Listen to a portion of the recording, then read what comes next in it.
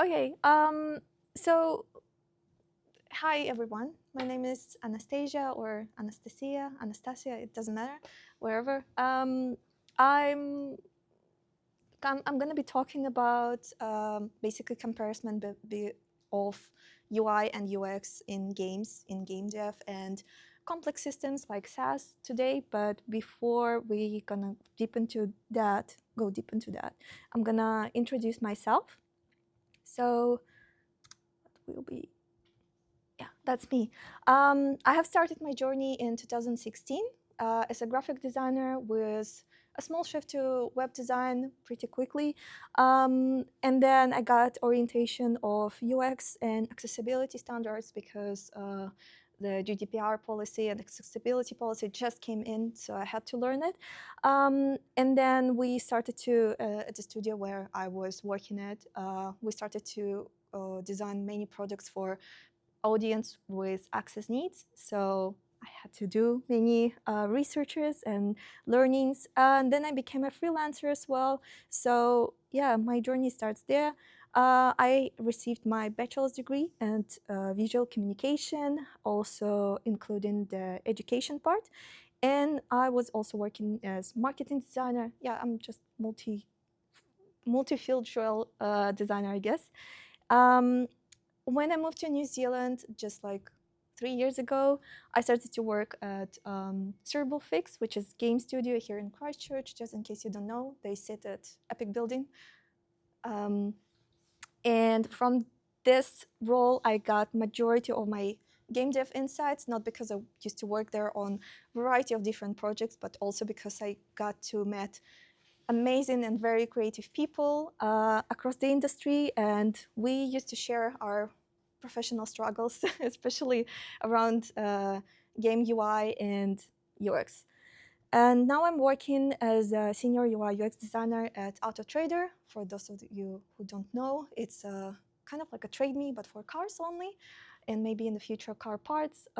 Yeah, if you need to sell your car or buy a car, go there. Currently, I'm doing like product design since like the zero, basically, constantly improving existing website, and yeah, we're working on mobile app as well. So let's move to the main topic. So up until recently, I barely played video games, even though I was working in the game studio and I used to test them a lot. Majority of the time I was failing at the most like basic things, like trying to fight the enemy, because I'm really clumsy and it's really hard for me to even try to understand the controls, or if it's keyboard and the mouse, it's like impossible for me to remember all the things. So every time that I was bringing this up to our QA or game designers and saying that, wow, that's really like hard to do, like it's really hard to play this game, they would always say to me, well, it's a skill issue, you just need to learn and practice. And I'm like, yeah, okay. And then I was always kind of like frustrated by menus as well. And then when I was bringing the menus as like my issue as a UI UX designer, they would say that, yeah, but we have to stylize them. You know, it has to be themed to our game. It can't be just boring and nice and clean, just like regular menus at software. And yeah, I always just assumed that it's true up until I started to play Hogwarts Legacy with my partner. Just give me a second. Did it start? Yeah. Um, so yeah. Is it playing? Wait, no. Oh, it is. No. I'm sorry. Okay, Hogwarts Legacy. Just for you, just for some of you who doesn't know, Hogwarts Legacy, it's a open world, really cool, magical game that is part of franchise of Harry Potter. You can do amazing stuff in there. You can learn about like background of the basically everything related to Harry Potter like world, and yeah, you can do some magic in there, and it's really nice and cool. even though majority of the time when I was playing it, used to solve lots of the puzzles and learn about the world. But every time that I had a combat, I was just throwing the joystick to my boyfriend, and he was fighting all the goblins because I cannot do this myself. But then I met the menu, and me and my boyfriend, we spent lots of time trying to figure out how to navigate this map. It's a map, apparently, of the Hogwarts building. So for those of you who don't know, in Harry Potter, all the students, they study inside of the Hogwarts building. It's kind of like a university. So they have lots of towers. And inside of those towers, and even in between, they have lots of halls. And in each one of the structures, each one of the rooms, they have many floors.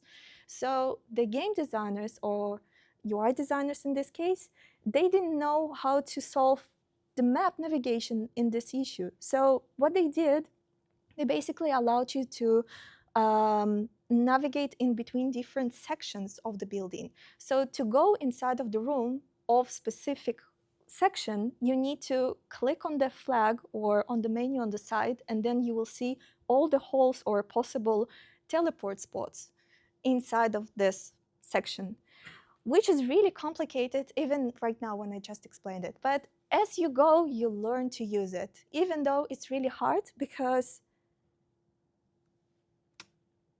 that's just an example how it actually works. So if you're trying to if you're trying to teleport to a specific teleport, you don't know which one is it. It's not even labeled. So we got like 5 or 6 times to completely another area because we didn't know which one is this one is leading. And that's only the map. The other menus are not less complicated. They're just a bit more structured. But in general, all the menus in this game are really complicated to understand, and you need like to spend maybe like 2 months to learn them, only the menus. So I thought to myself, well, it's a skill issue, as always, gaslighting myself. But after 3 months of us regularly playing, I just figured out that apparently there was a sub-menu inside of the main menus that allowed us to upgrade our characters. So we were playing 3 months without being able to upgrade our main character because we didn't know about this menu. And we were constantly like, what the hell? We were progressing so much, and it's so hard to fight and do whatever we want. So yeah, and then I started to research, like, are we idiots, or is it something wrong with this one? Apparently not. Many people are actually thinking the same. They were complaining about how hard it is to teleport, to find specific spot that they want to go to, and that's just map. Like, there are many other bad reviews about this game menus. But regardless, the game is still scored pretty positive. They have 94% of positive reviews on like overall platforms. And I was just thinking, like, why would players love it if it's so hard for them and they would constantly complain? So then I started to research it more. So let me introduce you to Death Stranding. That's inventory menu. As you can see, it's highly stylish as well. That's part of the game, and that's really cool. In the game, you're playing as a courier, just in case you don't know. And it's all about the future. That's why you have a lot of like cyber tech stylized. But even here, if we're like turning on our UX designer, it lacks of visual hierarchy. It's really hard to structure all the data. It's not always grouped. You can't easily just look at this, scan it, easily understand where you need to click, which is what we as UI UX designers do. Here's another example of Warzone by Call of Duty Warzone. Same, and Witcher. Apparently many AAA games, even though they have very big budget, don't bother to do anything about menus. So I thought to myself, as always, well, they probably just don't have UI UX designers, or maybe they do have, but these designers are always prioritize the beauty or like specific styling over the structure. Yeah, and sorry, I just forgot the thought. So usually, if you're looking into reviews, studios themselves tend to blame it on low budget, or they consider UX design unnecessary, or they don't hire UX designers at all if it's, for example, indie studio, even though they're working on a big and really massive AAA game, like, for example, Death Stranding. They may not hire UX designers because it's only like 6 people and there 4 of them are game developers, 1 QA and 1 artist. That's all. But then I remembered, after I was thinking a lot again, something that my colleague from Cerebral Fix said to me once. He said, UX designers are always trying to make everything simple for players. Game designers are trying to make it fun. So I thought to myself, what if it's right? What if by our foundation or base, as UX designers, we always learn to oversimplify everything, even something that needs to be fun and maybe have some friction by all meaning. So I started to investigate it. So I remembered that if we're looking into modern designs trends, specifically now, especially all the SaaS systems or other complicated platforms, we can always see them as sanitized. They're sanitized from redundancy, overstimulating colors, decorative ornaments, unnecessary clicks, and text. For example, Klaviyo or Jira, or Facebook Marketing Manager. Majority of current modern interfaces looks like hospital. They are white, boring, and cold. They don't have any colors or anything fun to do. So even though Facebook is considered to be very bad for UX and UI because of their dense menus, complicated user journeys, and just in general everything clustered and lacks of structure, this platform is still one of the most popular for marketing. Even if we are assuming that Facebook currently used by marketing specialists only because Facebook is just a really popular social media platform. So let's say they don't have alternative but post promotional ads in there. We can look into Google Analytics, which has lots of alternatives. They have lots of competitors, but people are still using it. It's the most popular platform for, again, marketing and gathering statistics about your interactive or like digital products. So even though both of them are considered to be really hard and complex, people are still using it. So why is it okay for this to have low hierarchy and bad UX while the rule says to simplify everything? Maybe it's because professional tools are for operators and not just users. So we would say that they are for practice specialists, not for beginners. And that's what made on purpose. People supposed to learn how to use them. People supposed to get certificates, go through the course. And that's kind of reminding me of gamification octalysis method. As most of you know, it has epic meaning, which allows us to get that when we get the certificate. We get the epic meaning. I'm cool. I'm master of Google Analytics now. So you can be proud of yourself. In that case, precision requires friction. So when you gather a certificate of Google Analytics, you actually know, or like of Facebook Marketing Manager, you can actually know that if your credit card connected to your Facebook Manager account, you want it to double ask you and make the process precise and maybe even boring or complicated before you would spend $1 million ad budget. Certificate makes you a skilled pro in the field. Your knowledge and complexion are basically your rewards. Sorry, I forgot that I split it like this. The more complex the tool, the better the self-esteem. So when we accomplish something that big, for example, when we learn a really complicated SaaS system or any type of software like Photoshop, for example, we actually feel like a pro, and we are actually a pro of this software. So I then remembered something that I learned during my bachelor's about self-esteem. Why it actually matters and why it actually motivates us. So let's talk about challenges and chemistry. So the reason why we love challenges is is rewarding system of our brain. Our brain actually rewards us every time that we achieve anything in different type of dosage because of different type of achievements. Or for example, if I eat a small cookie, I will get a small reward. But if I cook my own cookies and then I eat them, I will get a better reward because they were tasty and because I learned how to do that.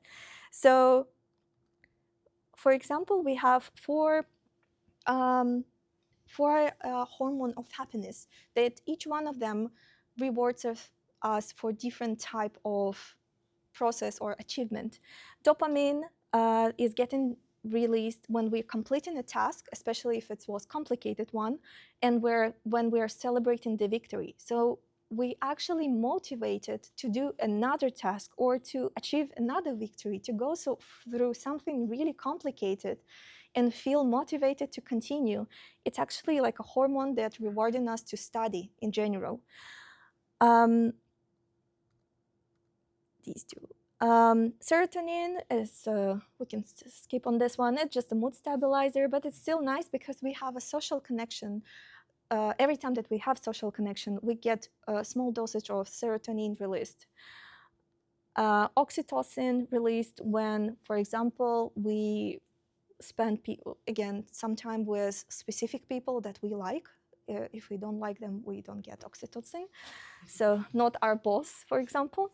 And endorphin, sorry, the painkiller, it's actually released after you have been going through a really big stress. So for example, if you've been fighting a final boss in the game and you finally beat this crap out of him, you not only receive an endorphin because you were through so much stress, you also get a dopamine because you finally finished it and you finished the game as well. So when we achieve a small task, our brain releases a small fleeting pulse of dopamine. And when we master something big, it actually gets us huge reward. That's why we like to master things. That's why I think the friction is not that bad. And now let's talk about example from games. Softlock games, are we still on time? Yes. Softlock game is a type of a genre. It's not actually a genre, but it's like a kind of a game that, no, let's phrase it differently. So there are games that are impossible to win because of different reasons. For example, sometimes it's on purpose, or sometimes because of the bug, because someone didn't think about something and it didn't work. For example, you're like going into a room and there's a light and you're trying to fight it and then it's over. You cannot win. It's not that you failed. It's not that you actually ending up the game, but you cannot win there. The process of you, like you cannot finish the quest, for example. And even though you are not crashed, you're trying to still win, you cannot go through this process. Basically, you cannot finish. And I wanted to give you an example of one of them. Game Mechanica, or Mechanica, I'm not sure how to pronounce it, I'm sorry. It's like a quest game. You're playing as a little girl that is trying to collect robot parts through the entire game. And it's a narrative game. So every time that you're trying to speak to someone, you have like four answers and you need to choose the right one. So in this quest game, you have to assemble a mega robot from different parts that you collect throughout the entire game since the beginning. But if right at the very beginning of the game, you answer a question incorrectly, and that's the most basic question, something like, how was your day? The game would not tell you that you answered wrong, but you would know that at the most end, because the last piece of robot would not arrive to you by post. And You cannot finish the game because of that, and the game won't even tell you that the end, like you basically failed. You will just be there in the limbo, continuously going without being able to stop this misery. And that's only one of the examples. There are many of games like this that were made like this soft lock on purpose. By design, game designers thought that it's actually fun, try to crack the users into players. And this game has a rating of 4.5, which is really high on Steam, even though you cannot finish it if you answer it wrong at the most very beginning. And you don't know about that unless you talk to other Reddit players, other players on Reddit, sorry. So sometimes these soft locks, as I said, is a bug, but sometimes it's a design by insane game designer. And we can say that by UX standards, these games are bad, right? Because the user experience is supposed to be good. You're supposed to achieve something nice and positive. But you don't know how many fans are actually loving these games. They are competing with each other, trying to find the actual solution to these puzzles, to actual bug that will fix the bug, and they will be able to proceed. Because out of principle, they want to be the only winner of this game. Maybe like 1% of all players that tried it. And that's actually what gives them the motivation to continue. And that actually makes it even more fun for them to compete. So in this case, friction is actually something nice, something fun, and the reason why players are not only communicating with each other, which, as we said, releases the hormone of happiness, but also they're trying to achieve a bigger goal, which is sometimes bigger than fighting the final boss, which is another game that I've seen that exists, a game where you cannot beat the final boss, no matter what you do, because there is a secret pixel, 1 pixel on the screen that you need to hit at a specific time, and then you can proceed. Can you imagine someone would have so much passion about learning CMS software or SaaS software, or like a dashboard of anything that you design? That will be so much fun if someone would say, I finally learned Google Analytics. Now I'm like professional, like I'm a pro, and people would talk to each other. Complexity forces players to talk to one another, building vibrant wikis and subreddits. The friction is what creates a secret culture and amazing memories for them and makes those games legendary. So my point is that we often treat our users as if they never seen computer before.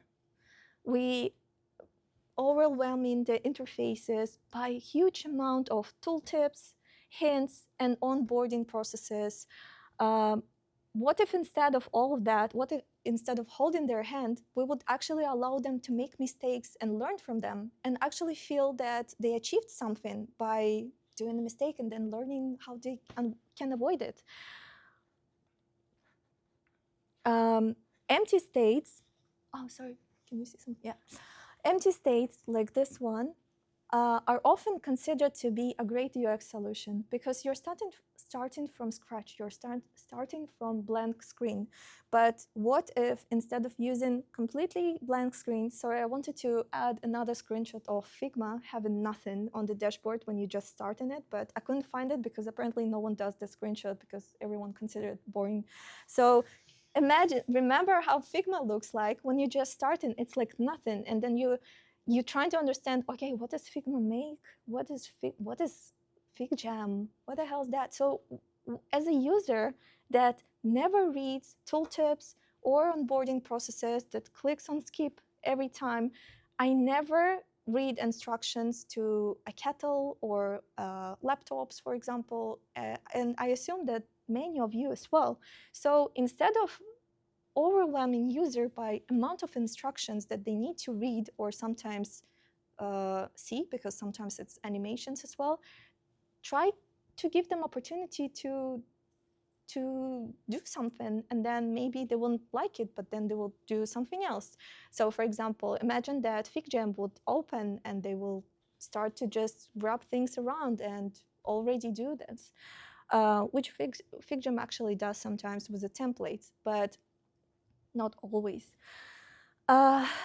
So if you're building a tool for casual user to check the weather, you can keep it simple because everyone knows how to use the weather tool. But if you're building a tool meant for mastery, whether if it's a space exploration simulator or a global ad platform, don't be afraid to let your user work for it. Try to add some epic meaning to your user's experience.